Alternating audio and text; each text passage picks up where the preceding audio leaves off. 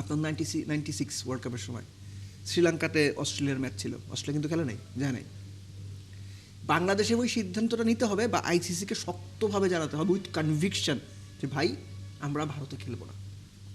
সেই গার্ডস কি বিসিবি রাখতে পারবে কিনা? পাকিস্তানি সেই গার্ডস রাখতে পারছে না, ভারতকে বয়কট করে বা বিশ্বকাপ না খেলার মতো সিদ্ধান্ত তারা নিতে পারছে না।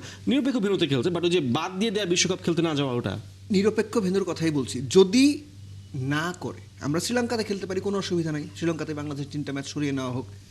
যদি সেটা না হয় তখন বাংলাদেশ ক্রিকেট বোর্ড কী সিদ্ধান্ত নেবে, এবং বাংলাদেশ ক্রিকেট বোর্ড যদি ওই সিদ্ধান্ত নেয় যে আমরা ভারতে গিয়ে খেলবো বা খেলতে বাধ্য হয়, তখন কিন্তু বাংলাদেশের অবস্থানটা আরও দুর্বল হবে, আরও দুর্বল হবে। কেননা আপনি একবার বললেন যে আমরা ভারতে গিয়ে আইসিসি বিশ্বকাপের ম্যাচ খেলবো না, এবং সেই কথা যদি আইসিসি না রাখে, বাংলাদেশকে যদি খেলতে বাধ্য করা হয় বা বলা হয় যে না ভেন্যু পরিবর্তন সম্ভব না, বাংলাদেশ যদি খেলতে যায়, আপনি নিশ্চিত থাকেন পরবর্তীতে এরকম ঘটনা আরও ঘটবে। সো বাংলাদেশ ক্রিকেট বোর্ড আরও স্পেসিফিক্যালি আমিনুল ইসলাম বুলবুল, তিনি তো আন্তর্জাতিক খ্যাতিসম্পন্ন মানুষ, তিনি আইসিসিতে কাজ করেছেন, যতটুকু শুনতে পারি তার আইসিসি কানেকশনস খুব ভালো, জয়সার সঙ্গে তার নিয়মিত কথা হয়, এগুলো আমরা শুনি তো।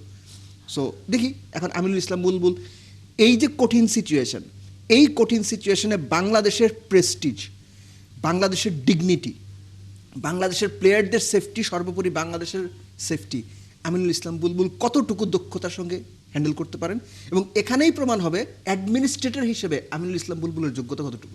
অবশ্যই। আরেকটা প্রশ্ন রয়েছে যে বরাবরই দেখা যায় যে ভারতের সাথে পাকিস্তানের যে বইটা এতদিন আমরা দেখতে পেরেছি যে পাকিস্তানের জন্য এশিয়া কাপটা নিরপেক্ষ ভেন্যুতে বা হচ্ছে ওয়ার্ল্ড কাপের মতো ইভেন্টগুলো নিরপেক্ষ ভেন্যুতে খেলতে হচ্ছে। শুধুমাত্র কি পাকিস্তান যায়, তার সাথে তো বাকি যে দেশগুলো থাকে তার গ্রুপে তাদেরও তো আসলে এই যাতায়াতটা বেড়ে যায়, ট্রান্সপোর্ট একটা যে হয়রানি এটা বলা যেতে পারে। বাংলাদেশের যদি গ্রুপ পর্ব সরে যায় শ্রীলঙ্কায়, তাহলে বাকি যে 3টা দল আছে তাদেরও তো শ্রীলঙ্কা ট্রাভেল করতে হবে, ইন্ডিয়া ট্রাভেল করতে হবে। মানে ইন্ডিয়ার জন্য আসলে গোটা পার্টিসিপেন্টদের যারা রয়েছে সবারই তো সমস্যাটা হচ্ছে। তো এই বিষয়টা সর্ট আউট কেন করা হচ্ছে এতদিন ধরে? জিনিসটা হচ্ছে যে অন্যের সমস্যা হচ্ছে বা অন্য টিমগুলোর সমস্যা হচ্ছে, এটা কিন্তু আসলে বাংলাদেশ বিবেচনায় নেবে না। বাংলাদেশ যদি মনে করে যে তারা ভারতে গিয়ে আইসিসি বিশ্বকাপ খেলবে না, তখন গ্রুপের অন্য প্রতিপক্ষ কী ভাবছে, কী চিন্তা করছে, বাংলাদেশ এটা যদি চিন্তা করতে যায়, তাহলে এই জিনিসটা আপনি প্রসিড করতে পারবেন না।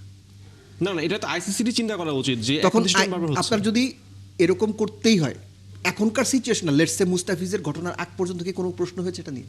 মানে সো আইসিসিকে যদি আপনি এখন বলেন যে আপনারা আগে চিন্তা করলেন না কেন, আইসিসিকে চিন্তা করে বলতে পারবে, কারণ এই সিনারিও ছিল না তখন, everything was correct, everything was all right, except Pakistan, Bharat Pakistan match ছাড়া সব কিছুই মানে অ্যাকর্ডিং টু প্ল্যান ছিল।